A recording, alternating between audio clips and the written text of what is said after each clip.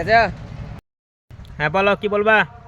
কথা হয়েছে আপনার হেনা মেয়েকে আমি বিয়ে করতে চাই। বিয়ে করে ভালো কথা বাপ, কিন্তু যতটুকু দিতে পারবো না, ডিমান্ড টিমান্ড দিতে পারবো না। রাজি থাকলে বলো। আহ, যৌতুক টতুক দিবে না তোমার বেটিকে, তুমি লিয়ে থাকো। কাইলে নিয়ে বেটিকে বিয়ে করতে পারবো না যৌতুক ছাড়া। থাকো তোমার বেটিকে। এবার পয়েন্টে আসো। কথা হচ্ছে যে আমাদের সমাজে একটা মানে রেওয়াজ চালু আছে যে মেয়ে পক্ষের বিয়ে হলে মেয়ে পক্ষকে বড় অঙ্কের অ্যামাউন্ট দেওয়া লাগে যৌতুক হিসাবে। অথচ এটা কিন্তু ইসলাম, এটা শরীয়তে একবার নাজায়েজ, হারাম কাজ। একটা ইসলাম দৃষ্টিকোণ থেকে বিয়ে হতে হলে মেয়ের পক্ষে থেকে কোনো খরচ লাগবে না, টোটালি কোনো খরচ নাই। অথচ সেটা উল্টা।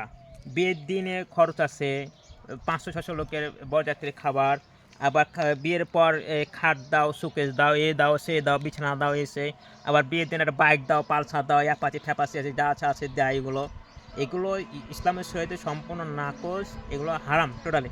অতএব আপনারা সবাই আসুন, আমরা বিবাহকে সহজ করি এবং যৌতুক মুক্ত সমাজ গড়ি। আসসালামু আলাইকুম।